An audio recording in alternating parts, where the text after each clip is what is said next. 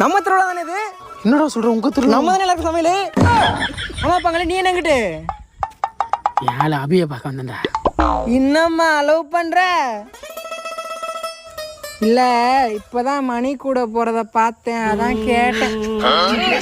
4 வார்த்தை பேசலையே நாம் பிடிச்ச பச்சை கிளி. பிரதர் ப்ரோ யாரை பாத்தீங்களா? நானே வேதனை வேதண்டா. வேணாம் கூட மணி மணி மணி.